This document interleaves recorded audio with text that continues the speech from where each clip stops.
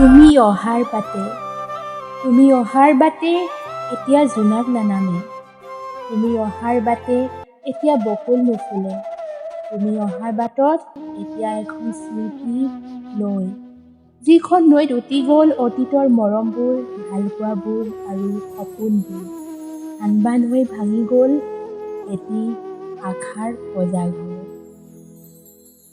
মৰমবোৰ কি আচৰিত ন, যি আমাৰ কেতিয়াও নহয় তেওঁক লৈ ভাল পোৱাৰ আনন্দই সুকীয়া। প্ৰেম ৰৈ গ'লে খৰাং, বৈ গ'লে উজান, কিছুমান কাহিনী স্মৃতি হৈ ৰ'ল, তথাপি আজীৱন লগত থাকে। কিন্তু কিছুমান কাহিনী আধৰুৱা হৈ ৰয় যদিও হয়তো খুন্দিয়াই যায়। নাজানো তুমি এতিয়া ক'ত আছা, কি কৰি আছা, মোৰ খবৰ ল'বলৈ তোমাৰতো সময়েই নাই। মই জানো তুমি এতিয়া বহুত ব্যস্ত। এৰাও সময়ে সকলো সলনি কৰি দিয়ে, সময়ৰ লগত আমিও অচিনাকি হৈ গ'লোঁ। তোমাৰ মনত আছেনে তুমি যে কৈছিলা যে তোমাৰ জীৱনটো মই জোনৰ দৰে পৰিৱৰ্তন দিম। এতিয়া বুজি পালোঁ তুমি মোৰ জীৱনটোত জোনৰ দৰে পোহৰ বিলাবলৈ নহয়, অমানিশাৰ দৰে আন্ধাৰ বিলাবলৈহে আহিছিলা।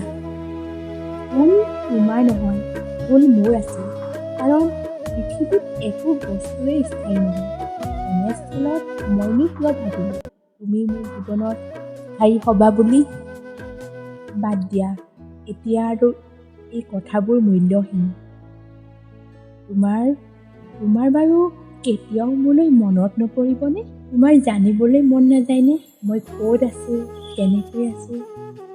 নে মোৰ কথা ভাবিবলৈ তোমাৰ সময়েই নাই? বাদ দিয়া, আপোনজনক ভালে ৰাখিলা, কিন্তু এটা কথা জানিবলৈ বৰ মন যায়, তুমি মোক কিয় প্ৰতাৰণা কৰিলা? তাৰ উত্তৰ আজিলৈ নাপালোঁ।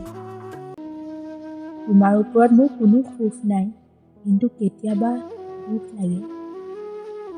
যদি মৰমেই নাছিল, অভিনয় কিয় কৰিলা?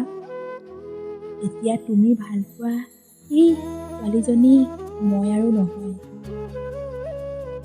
এই অতীতবোৰতো তোমাৰ কাৰণে এতিয়া অতীত হৈ ৰ'ল, কিন্তু মই আজি এই অতীতবোৰৰ স্মৃতিবোৰ জীয়াই আছোঁ।